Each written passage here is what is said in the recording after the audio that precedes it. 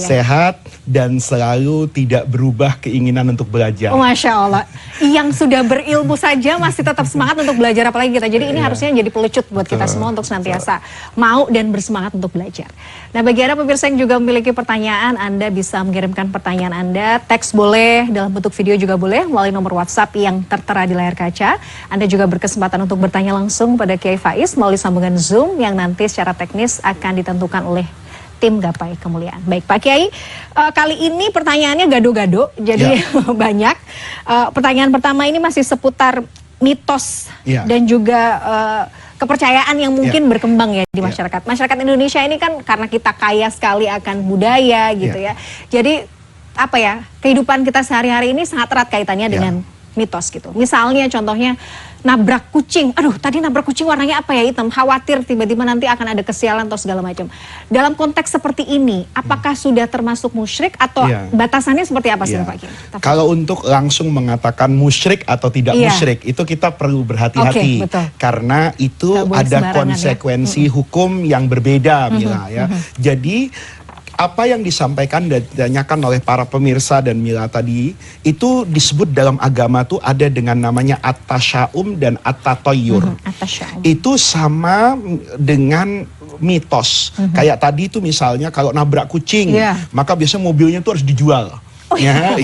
Kalau nanti kejatuhan cicak misalnya, itu akan mendatangkan kesialan dan sebagainya. Nah, ini di dalam agama itu dilarang untuk mempercayainya, karena nanti itu berakibat fatal terhadap keyakinan kita kepada Allah Subhanahu wa Ta'ala. At-tasya'um tuh begini, kalau ada orang memiliki pengetahuan tentang mitos, misalnya tadi itu, kalau nabrak kucing nanti mobilnya kalau nggak dijual celaka, atau kalau kejatuhan cecak itu biasanya mau dapat musibah, atau kalau ada kedutan di mata biasanya. Kemarin saya sempat kedutan lama. Kalau udah bilang gitu teman-teman ini mau dapat duit. Ya saya aminin aja makanya karena baik. Tapi gitu, uniknya kalau tatayyur dan tasya'um itu berkaitan dengan nikmat kayak mau datang duit, itu duitnya nggak datang-datang. Tapi kalau terkait dengan musibah, kejatuhan, sakit dan sebagainya, itu sering terbukti. Kenapa bisa begitu?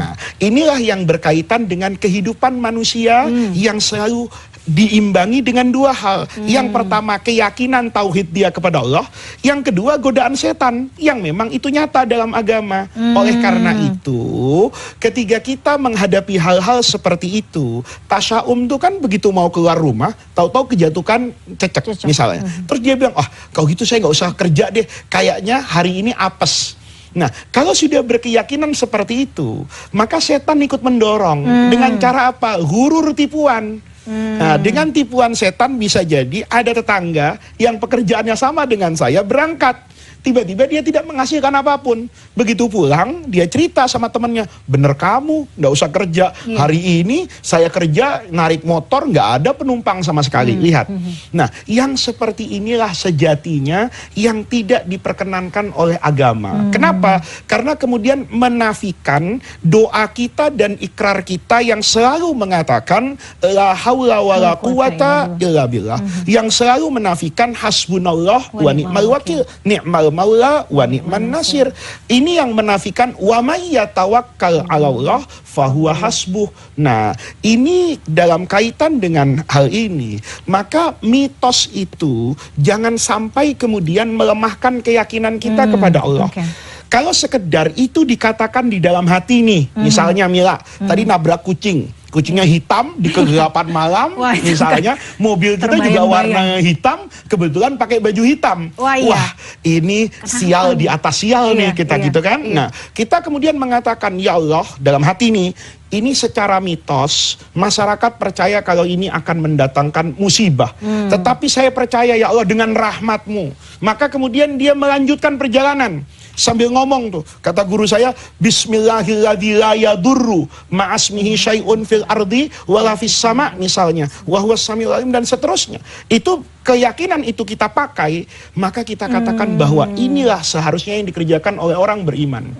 Dulu saya pernah itu ya, satu ketiga di jalanan sama seperti itu, mendapatkan satu mitos. Mitos itu di masyarakat Arab. Jadi di Arab juga oke. ada mitos Iya, kayak iya. begitu gitu loh. Kebetulan saya dengan guru saya itu pengamal tarekat. Ya, tarekat Sadiliyah dalam hal ini. Kemudian dia mengatakan, Faiz, kalau suatu hari kamu mendapatkan hal seperti ini, baca bismillah yang redaksinya itu ada pada hizibnya Imam Nawawi. Ini para pemirsa nanti bisa searching sendiri di Google ya, misalnya hizib Imam Nawawi. Maka hizib itu sering dibaca oleh guru saya. Tapi karena itu panjang, kata guru saya, kamu baca begini, yang bismillah. Bismillahi khairil asma'i.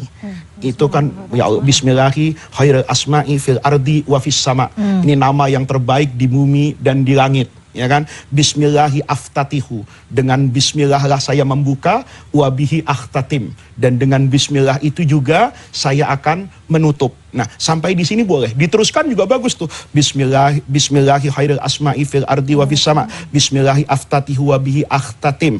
Allahu Rabbi la usyriku bihi ahadan. Allahu a'azzu wa ajalu wa akbaru mimma akhafu wa akhdar. Ya Allah, engkau itu lebih hebat, lebih berkuasa dari apa yang saya takuti dan yang saya cemaskan. Itu kata guru saya. Kamu baca itu, tapi jangan sekedar membaca, meyakini. Gitu loh. Pertanyaannya nih, setan sering menggoda nih Mila. Sudah baca kayak gitu tetap kejadian. Gitu loh. Terus jadi kan kita bingung ya. Tambah bingung kan? Tambah Nah, bingung. kita katakan, ya Allah, bahwa kejadian ini sebagai ujian dari Engkau. Oke. Saya tahu yang menjatuhkan cicak itu Engkau. Yang mentakdirkan kucing itu saya tabrak 2 kali. Di kilometer ini saya tabrak, di kilometer itu sampai adalah 2 Engkau kali. sampai 2 kali. Iya. Tapi saya tetap yakin ya Allah, biarpun saya tabrak 100, kalau Engkau tidak mengizinkan musibah itu terjadi, ya tidak terjadi. Kalau kemudian saya menabrak lagi, boleh jadi ini adalah ujian dari Allah. Sejauh mana keyakinan saya kepada Allah. Makanya para pemirsa, kalau mendapat hal seperti itu jangan lupa berdoa. Minimal hasbunallah wa ni'mal wakil, la haula wala quwata illa billah. Minimal tadi bismillahirrahmanirrahim la yadurru dan sebagainya. Adapun kucingnya kalau ditabrak itu dikubur. Iya. Dikubur itu bukan mitos, tapi penghormatan kepada makhluk Allah. Jangan sampai kemudian nanti kucingnya jadi bangkai, menyebarkan penyakit kepada lingkungan, orang yang lewat situ menjadi jijik misalnya. Itu semua kita lakukan sebagai bagian dari ihsan, berbuat baik kepada apapun dan siapapun. Oke, Masya Allah, menarik ya. Jadi kalau tiba-tiba kemudian kadang-kadang kita sudah tahu ilmunya nih Pak Kiai. Ya. Sudah belajar, oh ini tuh kita nggak boleh. Cuman kan karena saking mungkin kita besar dalam lingkungan seperti itu, seolah-olah memang sudah tertanam dalam alam bawah sadar. Iya. Aduh, benar nggak ya? Iya. Itu tadi, jadi harus langsung di counter. Iya. Dengan Orang yang belajar doa. naik sepeda jatuh, kalau terus nggak naik sepeda lagi, bisa nggak? Orang Sulit. pertama kali belajar mobil, Mila mungkin pernah nyerempet Oke, orang, jadi pernah dimarahin orang, Betul, ya betul. bangkit lagi.